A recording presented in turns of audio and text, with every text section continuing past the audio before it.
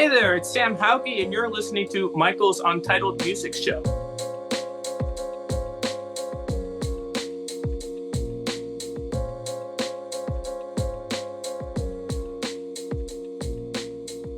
Welcome to Mikey's Untitled Music Show, guys. Today we're gonna dive into the musical mind of Sam Hauge. How you doing today, Sam?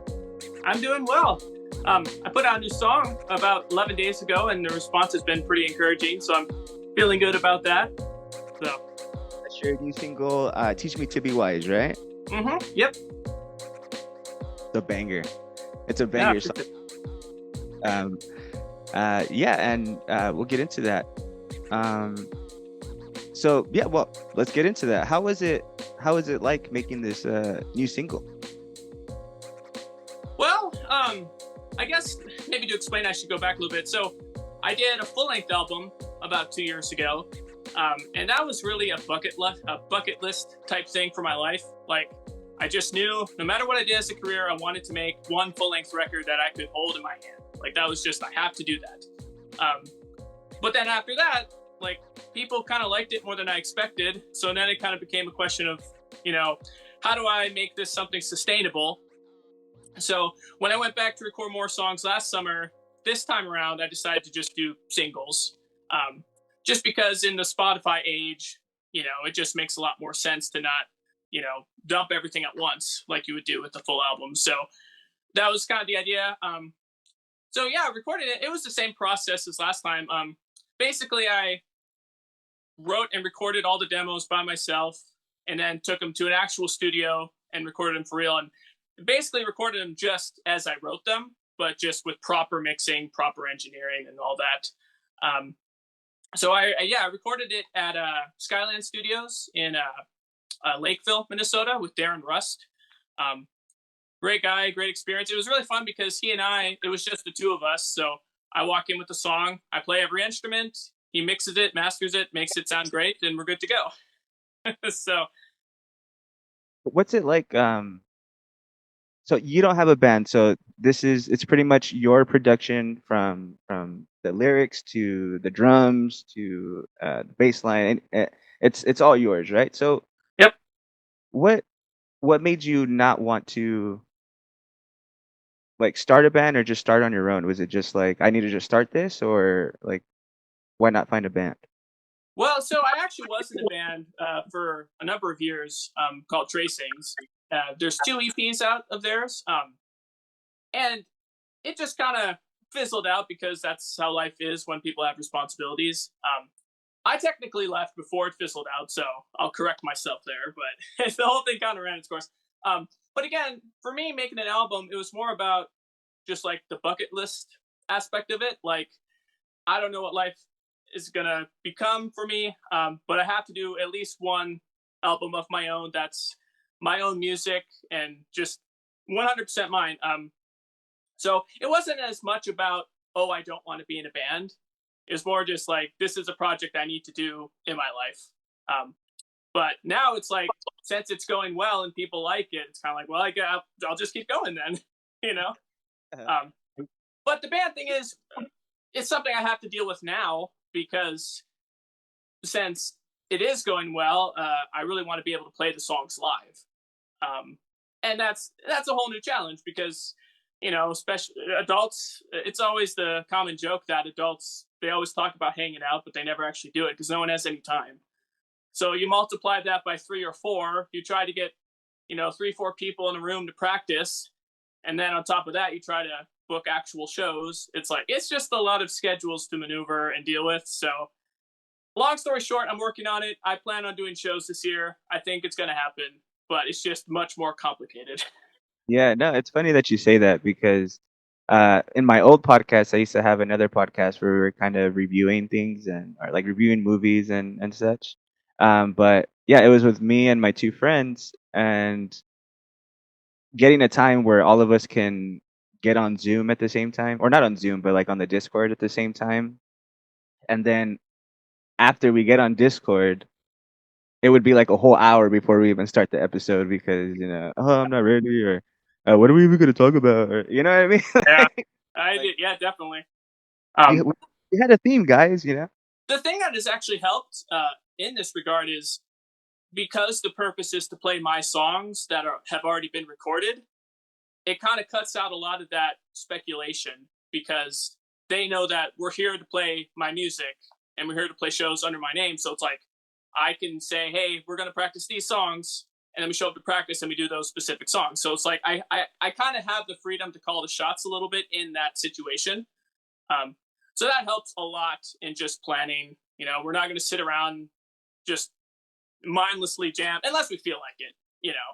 We might if we feel like it, but we have a plan every time we practice and a purpose, so that helps. Yeah. Can you tell me one of the earliest memories, or if you remember a time where you remember first using your own creativity, like with music? Yeah, and we'll probably talk about more about the drum aspect, but my first and main instrument is actually the drums. So everything started with rhythm for me. As a little kid, my mom would always tell me I was just drumming on everything in front of me. So I guess the earliest memory is getting like a one of those mini drum pads at 6 years old, and I would just play on that all the time. I finally got my own drum set at 9 years old, and I always tell people if you want to play drums, like if you're a little kid and you want to play drums, make sure you do it because at that age you don't care if it bothers people. As a 9 year old, I would play all day, and I just didn't care if people were annoyed. Where now it's like if I'm practicing on like an actual acoustic set, I'm like, I don't want anyone to hear me or be annoyed. Yeah. So I would have a hard time learning drums now. So I'm really thankful I did that as a kid. Um, but oh, sorry, what were you saying? Oh no, nothing. Oh, but the thing that's significant for me about drums being first is, eventually picked up guitar, started singing, started writing songs. Um, but all of my music really comes from a love of rhythm. Like if you listen to my guitar riffs or my vocal melodies, like the cadence of my vocals, it's all very percussive. Like how I write songs, everything is just it's all about the rhythm for me. So I'm really thankful I started with drums because I think my music has the flavor that it does because of that love for rhythm. And what was that first like maybe genre or song artist that kind of cemented, okay, this is what I want to do when I get older? Yeah, well, the earliest memory probably around like 3 or 4 years old. My mom took me to see the band Petra. So I don't know if Oh, you've heard of them, but they're like a classic Christian rock band. They were pretty big. Well, they were pretty big in the '70s. They had another big run in like the '90s. Um, but she always tells me that she took me to that concert, and then as soon as we got home, I grabbed all of my Barney cassette tapes and I handed them to her. I'm like, I don't need these anymore. I got rock music now. Um, so that I think that's where I think the love for rock music started. Now I've always loved pop too. One of my favorite bands from very young age and still is actually Hanson, which most people know from Bop. yeah. But I've always just loved heavy rock with loud guitars, and I've loved pop. I've really always loved both equally. So I think that also gives my music a slightly unique flavor because a lot of the melodies, I mean, they really are pop songs at the end of the day, but they also have loud drums and guitars. So it's maybe a little more accessible to people who may not normally be into heavier music. Um, Oh, so, definitely. and then Uh, there were other bands like Fleetwood Mac I listened to a lot as a kid because my dad, his whole thing is '70s rock. mm. So if I hear something by Fleetwood Mac, it instantly brings me back to like early childhood. Um, so yeah, I'd also throw that in there. Yeah, my wife loves Fleetwood Mac. That's like one of her. She was the same way. Her grandparents or her grandpa, her mom, they would listen to a lot of '70s rock, Led Zeppelin, also in there. Um, so that's kind of what kind of cemented it for me with her is our love for the same kind of music, pretty much. Like I remember we were together for like, or we weren't even together. We were just like talking, and it was just like a hey, you want to hang out kind of thing. And I remember we were just talking for a long time, and she puts on a System of a Down, or I don't know if she puts on a System of a Down song, or she said like I was like, "What's your favorite band?" She's like, "System of a Down," and that's my favorite band. Oh, nice. And I was like, oh shit, you're mine. That's pretty cool. You know, like because honestly, at that time, I had never heard of a girl like enjoying System of a Down as much as as much as the guys kind of thing. I'm sure there's a lot of women out there that love System of a Down, but that age at that time, you're not really thinking about that because it's not the music that's everyone likes around you. You know what I mean? Right. It's that it's that harder and like it's different. And yeah, she loves System of a Down, and so then I started loving her pretty much. So that's what That's it's. awesome. That makes me really happy. Oh yeah, definitely. Like music has been like everything in my life. Like I've tried to learn how to play. Um, I tried to learn how to play the drums. I used to jam with my cousin. Like in a early episode, I said like, oh, I don't know what jamming is, but I was kind of talking out of my ass because yeah, I used to jam with my cousin. We would be in his room and he had a drum set that he had borrowed from a friend, and he would play the bass, but then he started wanting to play guitar, so we would jam to like feeling this, um like Blink 182. We would jam to My Chemical Romance, like all these different like pop punk bands that we would listen to at the time. So it's always been there. It's always in the back of my mind. So it's yeah. What what what has music what has music been for like for you? Like what is it about the music that makes you want to keep on creating and like why has it been a big aspect in your life? Well, I mean, growing up, it was always the thing I could turn to where I didn't really have to worry about what anyone else thought in a way. Because growing up, I was homeschooled as well, so it's like I felt like growing up, you're always kind of told what to do in a sense, and I could always go to music and be like, "This is mine. Like this is the thing I have that's mine." And I still feel that way.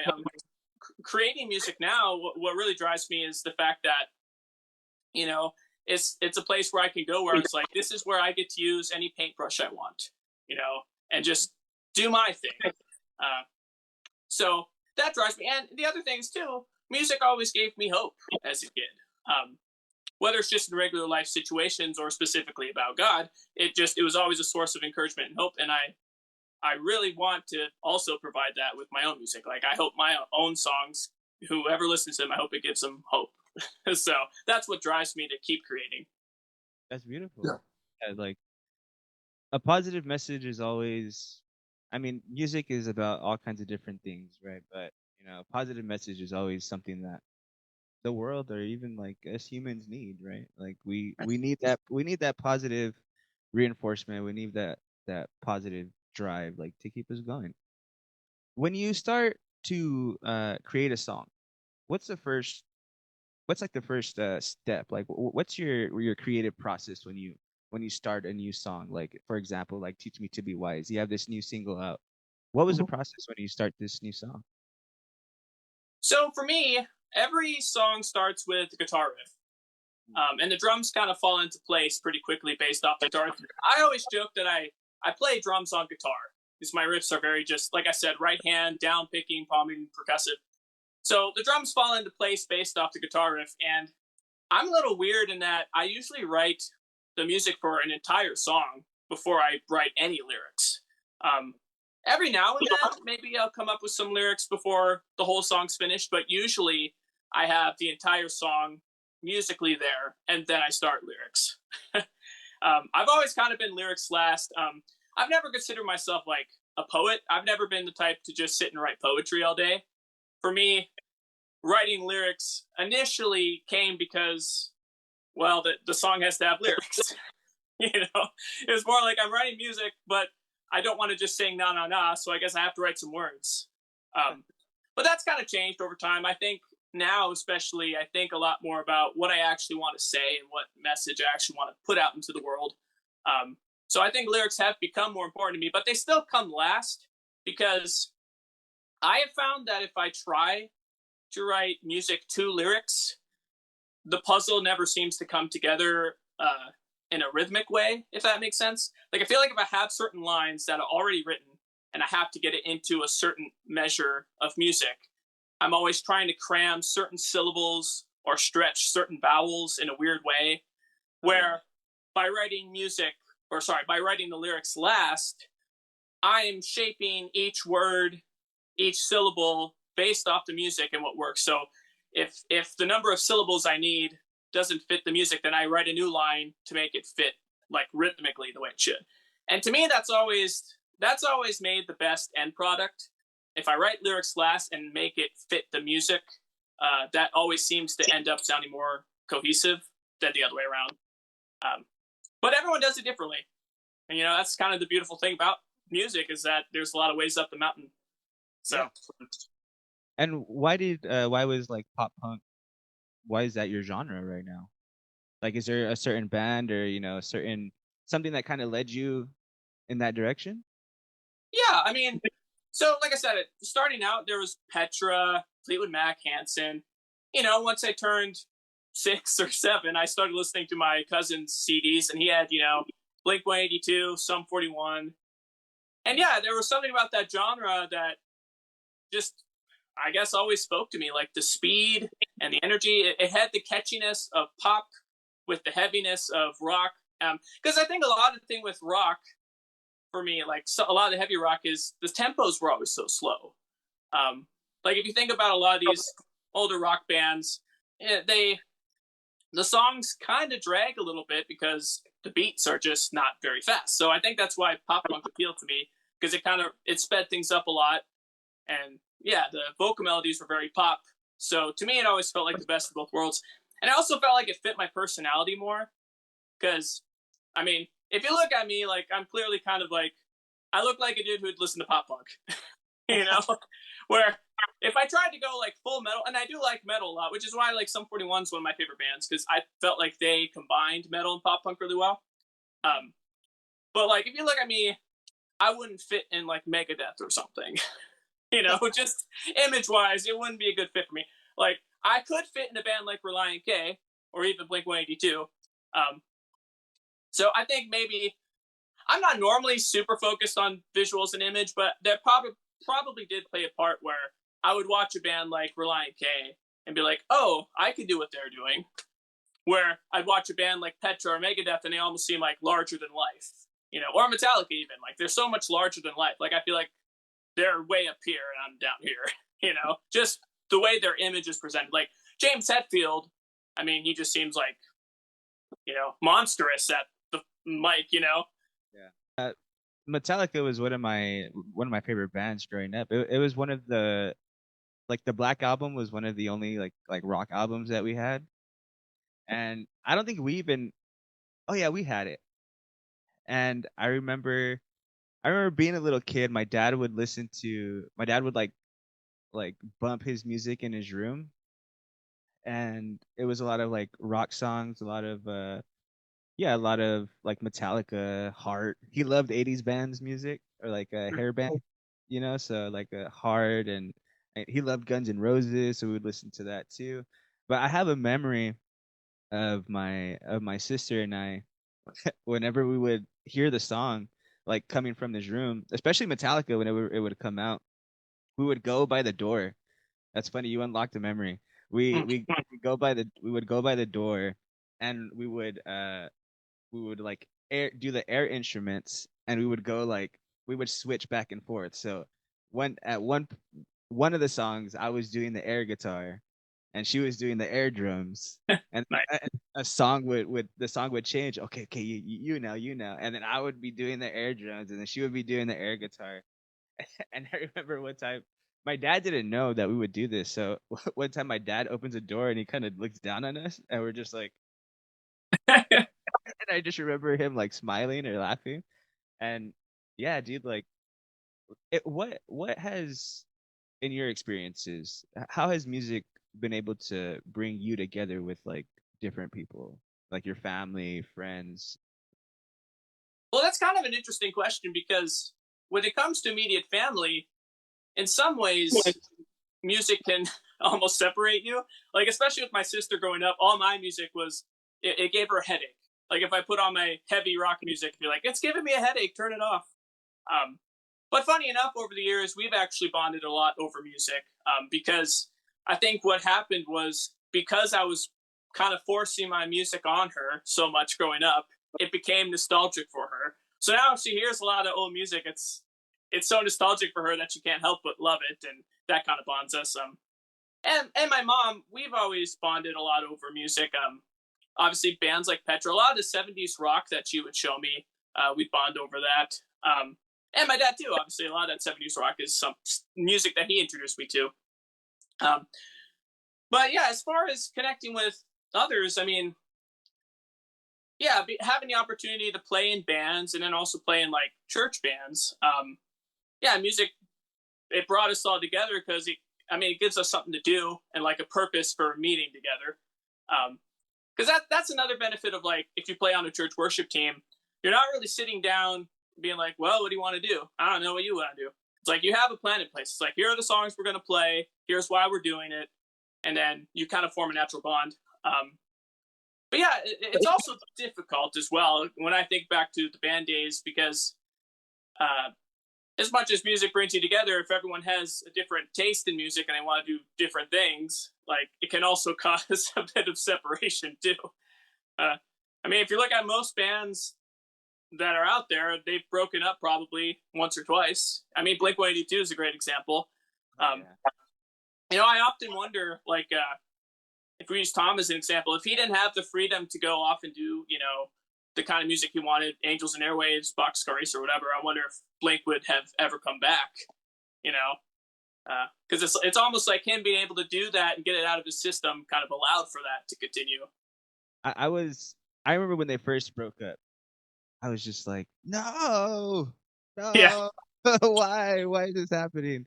And for a long time, you didn't think. I really didn't think they were gonna get back together. My wife would be like, "They're gonna get back together. They bands always get back together." But I was like, "I don't know, babe. Like, I don't know. This seems like, you know, like serious kind of thing." And it was serious for a while. And then you have Travis and Mark going on to make Plus 44, which is one of my favorite bands as well. They have, but yeah, like them doing that, them separating, they were able to, like you said, kind of get it out of their system, and you know, but then ultimately they came back together.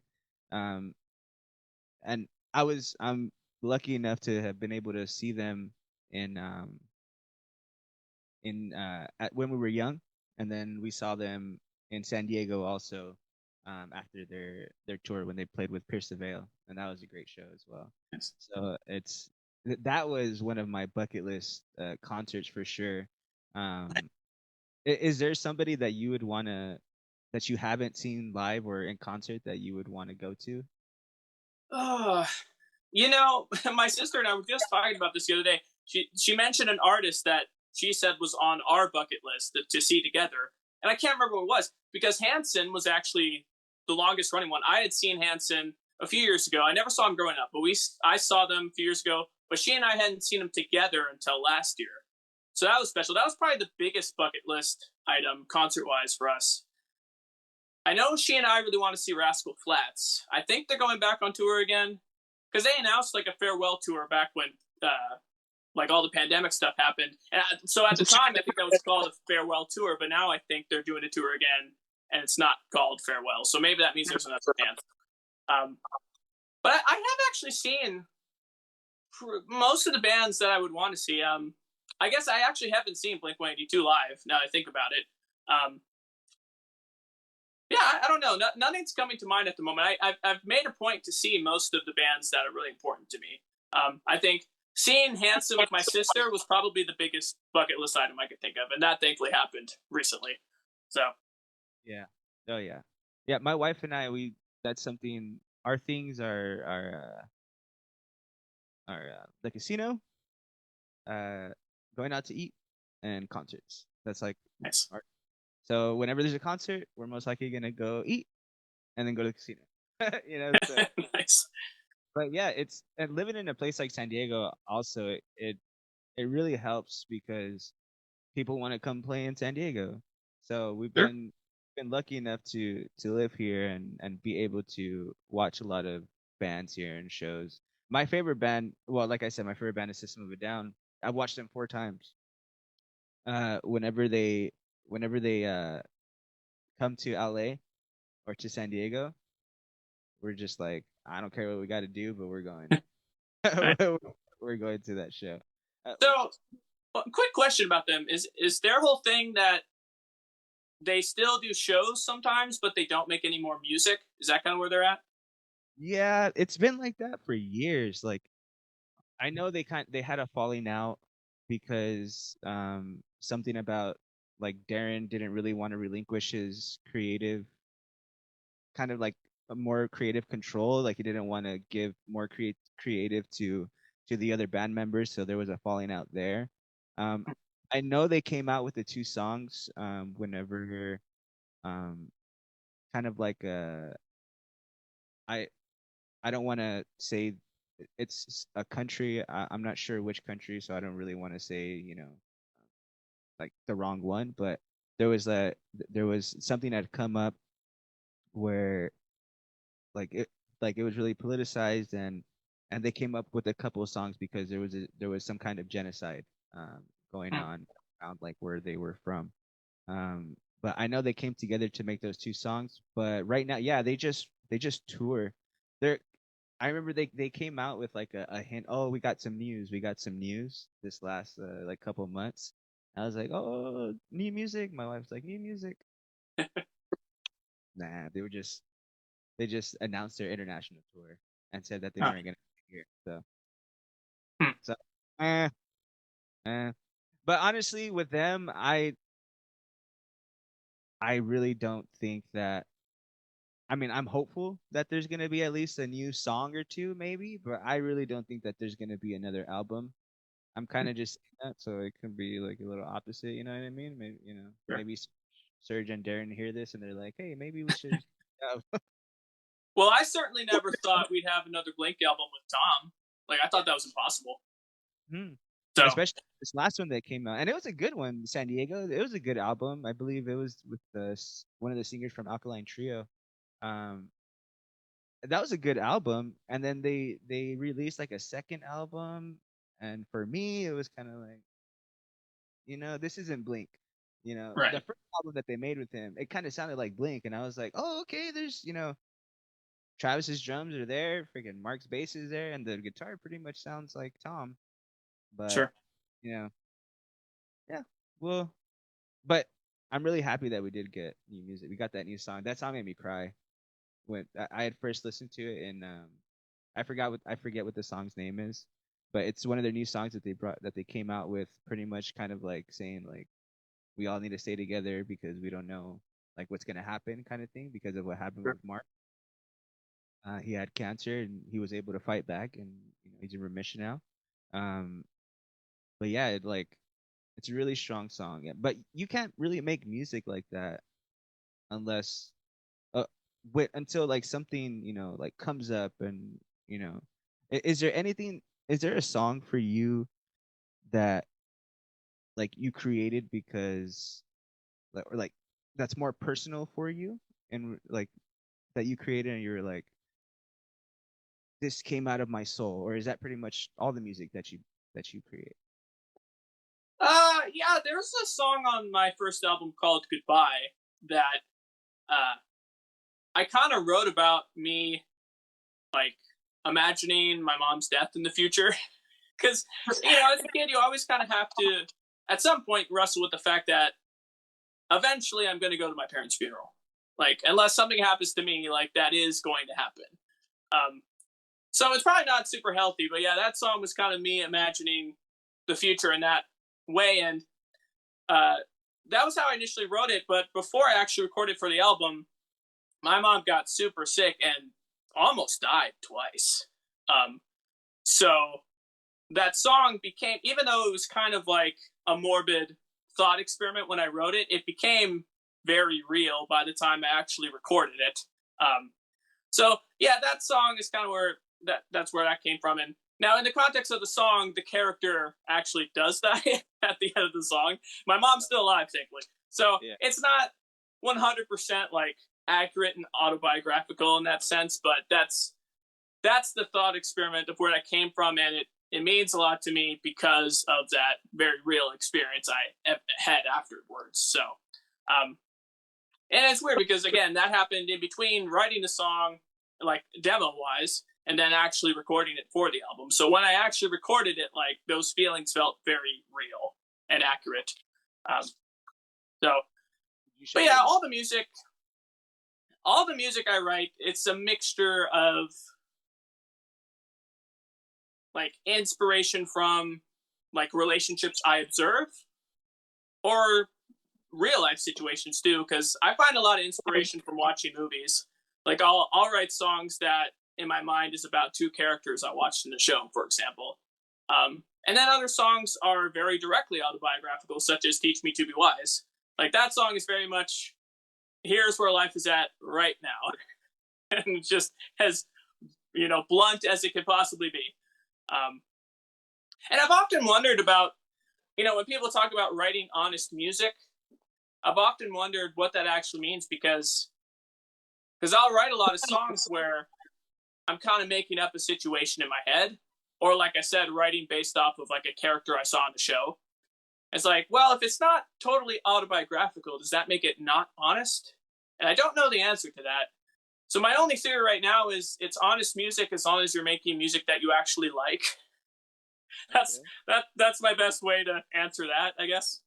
Um, No, yeah, that makes sense because it comes out more genuine, right? sure. It doesn't come out forced, and it doesn't like I can just by speaking to you right now, and like I can see where your like where your riffs come, and and like how your music is, and I can definitely see you playing that kind of music, and it feels Sure. genuine.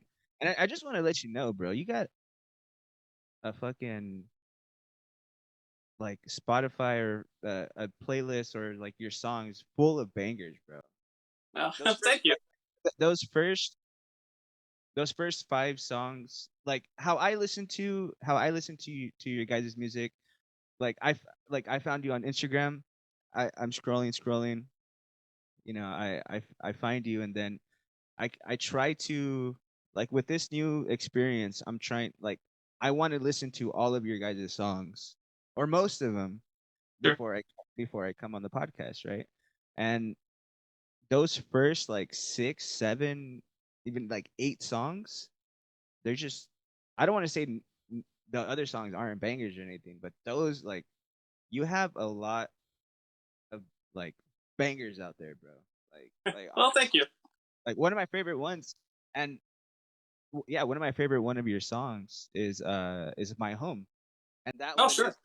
that one isn't like a fast song, but like it kind of reminds me of like um I keep on wanting to, oh, Rise Against. Like I keep on wanting to say Reliant K, but Oh, like uh, but Rise Against, um they have like their like slow song, and you wouldn't think that you know they would come up with a song like that. Most of your songs are like fast, and like they pump out, but this right. is a slower, a softer song. What gave you the inspiration for that song? Because my home, that honestly, that is one of my favorite songs from you. Well, I'm encouraged to hear that. It's funny. When I first put out the album, I think the reaction to that song was pretty mixed because it was the last song, or it is the last song on the album. So you have like 12, really short pop punk songs right in a row, and then you have this ballad that starts with like these stacked harmonies, kind of like a synth pad, and like a kind of electronic drum sound. And I think it threw a lot of people off quite a bit to hear that at the end of the album. Um, so for a little while, I was like a little unsure of myself. I was like, should I not have put that song on the album? I don't know. But over time, it seems like people really like it. And again, I think it's just because it was a song that I was passionate about. I really wanted to make a song for the end of the album that was hopeful because I felt like a lot of the album was very dark, and it is kind of dark. I mean, if you really dig into the lyrics, it's emotional, and you're dealing with you know harder situations. So I wanted to kind of leave the album on a gentle note, which is why like the last line of the album is, the darkness won't last forever. Um, so that was kind of where my desire to have that type of song at the end of the album came from, and also musically, I really love Owl City. Some of those more like synth pop artists. So I really wanted a song that just kind of captured a different flavor a little bit because, like I said, every other song on the album is just straight guitar rock, which obviously I do love. But I just really wanted at least one song that could focus on, really stacked harmonies, like cool synth, kind of big power ballad. I definitely in my head wanted it to be the kind of song where people would pull out their cell phone flashlight and do that. That's a big dream of mine. Hopefully, if I ever get to play the song live, I hope people will do that. I'm sure you'll get there, bro. I'm sure of it. Like you have to, like, that's also a reason why I'm doing this show, is because there's so many artists out there with great music, but because they're maybe not signed to somebody, or maybe they're not, they can't, like, their social media, isn't like maybe getting like going higher or anything, and they're not getting that many views from people, but like there's like the music's great. Like all the music is great.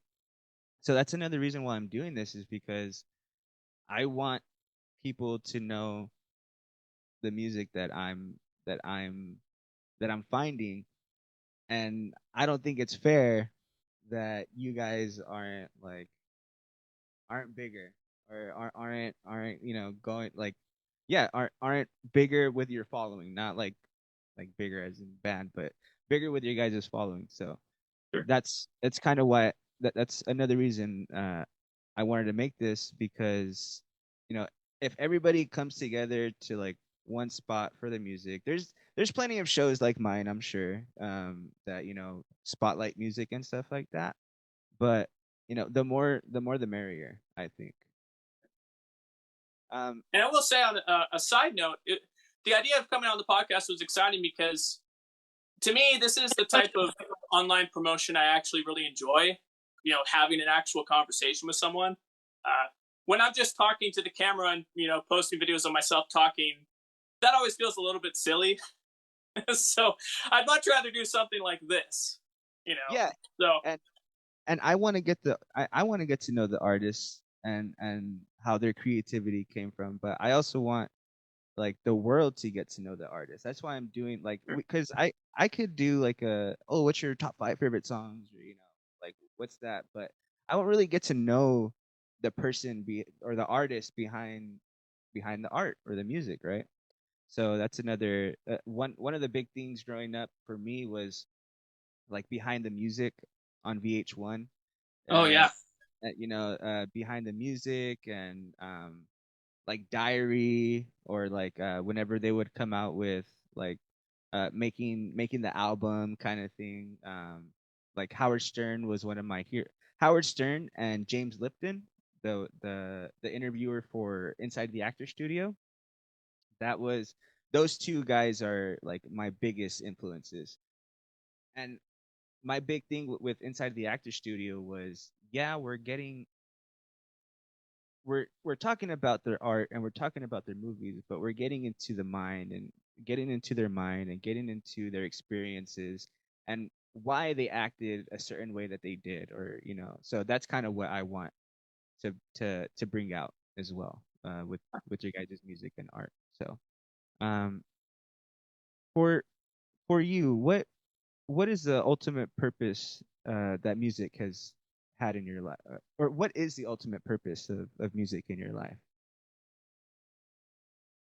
That's a good question because I would say I'm still trying to figure that out. Because, like I said, making an album was definitely a bucket list item. I didn't really know if it could be a career goal. Uh, so I think now, as I explore trying to make it sustainable, I have to really ask myself, what role do I want music to have in my life in the sense of, I mean, a really big question is, can I make music that feels genuine if my concern is making a living off of it? Because again, for me, the big thing that music was for me, it was the place I could go to where I didn't have to worry about money or paying bills. Like I didn't have to worry about anything other than just the art itself. So yeah, I that because it's always had that place in my life now, it's hard to know do I wouldn't stop doing it. Like I would still do music here and there, but the question is, do I want to try to make that how I make money, or would that kind of just destroy the art itself? Would I prefer to keep music as just the escape, so to speak, the escape from, I guess, real life responsibilities and kind of keep it pure in that way? Because that's what it's always been for me. Um, yeah, and I'm nervous about the road I would go down if I tried to make music my source of income. So I don't know if that's a good answer to your question, but that's kind of where I'm at. As far as finding music's role in my life and creating music, the role of that in my life, that's kind of what I'm dealing with right now. No, So, yeah, it makes sense because it's kind of diluting your art or diluting your music because you're not just thinking about, oh, you know, this sounds good. Like for me, you're thinking, what is gonna sound good for everybody else? And once you start writing for everybody else, or once you start doing things for everybody else, people will latch onto that, and they'll see that, and they'll see that it's not genuine. And like when I see different art, maybe not even different artists, but different people, they're kind of like you can tell they're doing it for the views, and they're doing it um for the clout kind of thing, just to, sure. but it doesn't come out genuine. And those are the people that I kind of like, I don't believe you kind of thing, you know what I mean? Like, yeah, but yeah, that definitely makes sense. One of the last questions that I like to ask, or the last question, I'm sorry, the last question I like to ask is, what is Sam Hauge's message to the world? Oh, hmm. Well, that's something I definitely should have given thought to before hopping on.